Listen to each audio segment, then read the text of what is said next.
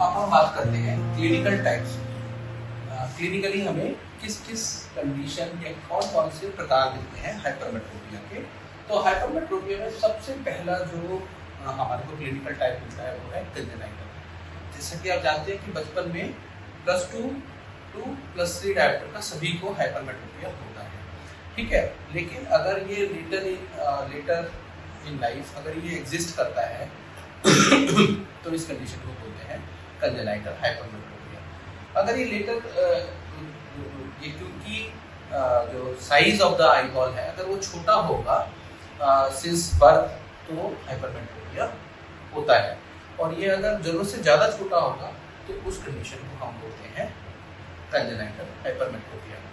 अब ये दोनों आईज में भी हो सकता है और एक सिंगल आई में भी हो सकता है। जो साइज है वो दोनों आई का डिफर हो सकता है, राइट आई का डिफर हो सकता है लेफ्ट आई से, लेफ्ट आई का डिफर हो सकता है राइट आई से। एक आई नॉर्मल हो सकती है, एक आई हाइपरमेट्रोपिक हो सकती है, या दोनों आई हाइपरमेट्रोपिक हो सकती है। तो जो अगर एक आई और जो दूसरी आई है उसके अंदर डिफरेंस +3 डायप्टर से ज़्यादा हो तो ऐसी कंडीशन को हम बोलते हैं एनाइसोमेट्रोपिया। यानी जो एक आई की जो रिफ्रैक्टिव स्टेट है वो दूसरी आई से डिफरेंट है, ठीक है। अगर एक आई की टोटल पावर 60 डायप्टर है, हो सकता है दूसरी आई की टोटल रिफ्रैक्टिव पावर 64 डायप्टर हो, तो डिफरेंस 3 से 4 डायप्टर से ज़्यादा होता है तो उस कंडीशन को एनाइसोमेट्रोपिया बोलते हैं, और ये मोस्टली कंजेनाइटल होता है, ठीक है। तो सेकंड कॉज जो है या सेकंड टाइप जो है वो है सिंपल हाइपरमेट्रोपिया। सिंपल हाइपरमेट्रोपिया ये जब डेवलपमेंटल एज होती है 5 to 12 इयर्स की एज होती है, उसमें सिंस बर्थ नहीं होता तो 5 to 12 इयर्स में डेवलप होता है। इसको हम बोलते हैं सिंपल हाइपरमेट्रोपिया। और हमने पहले भी डिस्कस करा था ये एक्सियल भी हो सकता है, कर्वेचरल भी हो सकता है। एक्सियल एंट्रोपोस्टीरियर डायमीटर की वजह से जो हो, और कर्वेचरल जो कर्वेचर ऑफ द कॉर्निया की वजह से जो हाइपरमेट्रोपिया डेवलपमेंटल स्टेज में डेवलप होगा उसको हम बोलेंगे developmental hypermetropia. Third is very common cause that is pathological. यानी कि अभी तक जब हम बात कर रहे थे तो ये it may be physiological, but अब ये बात कर रहे हैं पैथोलॉजिकल मायोपिया की। इसके अंदर कोई ना कोई पैथोलॉजी है ना। तो इसमें टिपिकल एबनॉर्मल पहला जो है typical abnormal size of the eyeball. तो abnormal size of the eyeball में बट ऑब्वियस है कि जो आईबॉल है वो जरूरत से ज़्यादा छोटी होगी। तो जब जरूरत से ज़्यादा जो छोटी आईबॉल होती है उसको बोलते हैं माइक्रोऑप्थेल्मोस। सेकंड उसको बोलते हैं नैनोऑप्थेल्मोस। तो माइक्रोऑप्थेल्मोस और नैनोऑप्थेल्मोस। तो जो नैनोऑप्थेल्मोस है और माइक्रोऑप्थेल्मोस में डिफरेंस क्या है? जो माइक्रोऑप्थेल्मोस है उसमें शॉर्टनिंग तो होती है, साथ में कुछ एनाटॉमिकल वेरिएशन भी होते हैं उसके अंदर, यानी कि कोई एनाटॉमिकल डिफेक्ट भी होता है। जबकि नैनोऑप्थेल्मोस में विदाउट एनी एनाटॉमिकल वेरिएशन और विदाउट एनी एनाटॉमिकल डिफेक्ट सिर्फ शॉर्टनिंग ऑफ द आईबॉल होगी दोनों में। तो शॉर्टनिंग हो रही है विद एनाटॉमिकल डिफेक्ट और कॉज पैथोलॉजिकल मायोपिया, और नैनोऑप्थेल्मोस में जो है shortening without any anatomical cause. Then microcornea. Cornea जो है वो छोटा है, जो साइज ऑफ द कॉर्निया है वो छोटा है। तो क्योंकि आईबॉल छोटी है या कॉर्निया छोटी है तो उसकी वजह से जो सिर्फ कॉर्निया छोटी होने की वजह से जो क्लिनिकल टाइप हाइपरमेट्रोपिया का डेवलप होता है उसको बोलते हैं हम pathological cause due to microcornea. Third is congenital subluxation of the lens. Congenital subluxation यानी कि पहले भी बताया था हमारी जो पोजिशनल हाइपरमेट्रोपिया है, जब पीछे की तरफ लेंस चला जाता है तो हाइपरमेट्रोपिया डेवलप होता है। अगर ये सिंस बर्थ ही पीछे की तरफ ही हो लेंस, जो उसकी नॉर्मल पोजीशन से पीछे हो, तो उसको हम कंजेनाइटल सबलक्सेशन, पीछे की तरफ जो लेंस का जो है रहना, इसको बोलते हैं सबलक्सेशन। यानी कि पोस्टीरियर एक टर्म होता है डिसलोकेशन, एक टर्म होता है सबलक्सेशन। तो जो डिसलोकेशन होता है, डिसलोकेशन में पूरा का पूरा लेंस जो है वो अपनी जगह से शिफ्ट हो जाता है। जबकि सबलक्सेशन क्या है, थोड़ा पार्ट नॉर्मल पोजीशन पे रहता है और थोड़ा पार्ट जो है वो पीछे की तरफ या आगे की तरफ या टिल्टेड हो जाता है। तो सबलक्सेशन और डिसलोकेशन में फर्क है। Dislocation is when the entire lens is displaced from the normal, that it is called dislocation, ठीक है। और सबलक्सेशन उसका कोई पार्ट लेंस का, जैसे कि मान लीजिए पीछे की तरफ बेंडिंग हो गई, आगे की तरफ बेंडिंग हो गई, इसको बोलते हैं सबलक्सेशन, ठीक है। तो congenital subluxation of the lens.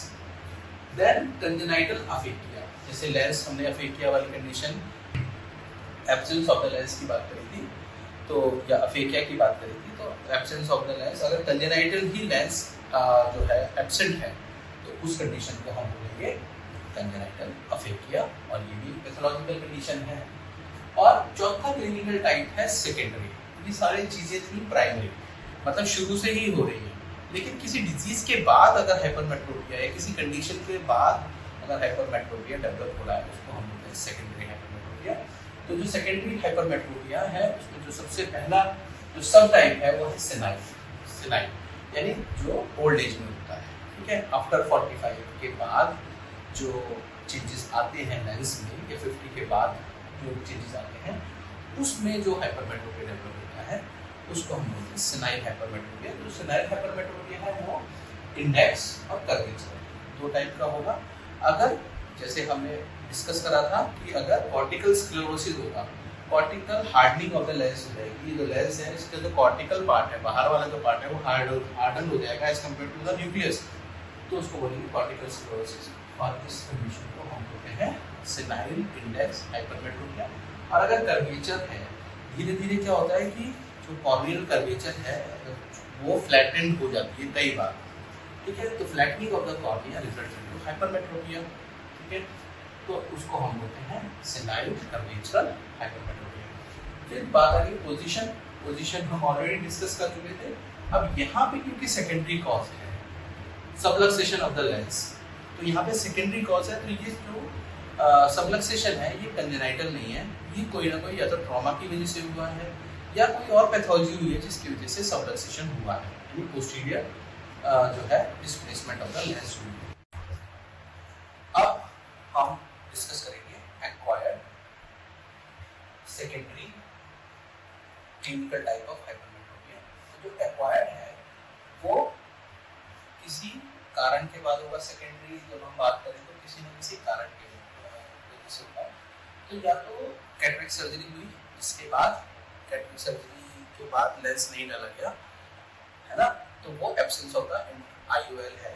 और जब एब्सेंस ऑफ IOL है या अफेकिया आफ्टर कैटरेक्ट सर्जरी अगर रह जाता है, तब उसको हम एक्वायर्ड हाइपरमेट्रोपिया या एक्वायर्ड अफेकिक हाइपरमेट्रोपिया बोलेंगे। या कोई ट्रॉमा हो गया, ट्रॉमा से क्या हुआ, डिसलोकेशन ऑफ द लेंस हो गया, पूरा का पूरा लेंस जो है पीछे पोस्टीरियर सेगमेंट में चला गया, विट्रस कैविटी में जो है वो पीछे की तरफ चला गया, तो उसको हम बोलेंगे ट्रॉमा की वजह से हुआ है। या फिर पोस्टीरियर डिसलोकेशन हो गई है, ठीक है। या फिर ट्रॉमा के बाद कई बार जो पूरा का पूरा जो लेंस है उसका जो लेंस मैटर है वो एब्जॉर्ब हो जाता है और वहाँ पे कुछ भी नहीं रहता, सिर्फ थोड़ा बहुत रेमिनेंट ऑफ द लेंस रह जाते हैं और बाकी जो है वो लिक्विफाई होकर एब्जॉर्ब हो जाता है, तो वो भी एक्वायर्ड कॉजेज पे आता है। उसके बाद consecutive we have already discussed in etiological classification कि अगर हमने किसी की कैटरेक्ट सर्जरी करी और कैटरेक्ट सर्जरी के बाद उसको जो है थोड़ा बहुत ओवर जो है अंडर करेक्टेड हमने उसको लेंस डाल दिया, तो उसमें सूडोफेकिक हाइपरमेट्रोपिया क्रिएट हो जाएगा। अगर हमने अंडर करेक्टेड लेंस डाल दिया, यहाँ पे 20 डायोप्टर का लेंस डालना था, वहाँ पे हमने उसको 17 डायोप्टर का 18 डायोप्टर का लेंस डाल दिया, तो क्या हो जाएगा, हाइपरमेट्रोपिया क्रिएट हो जाएगा और उसको बोलेंगे सूडोफेकिक हाइपरमेट्रोपिया।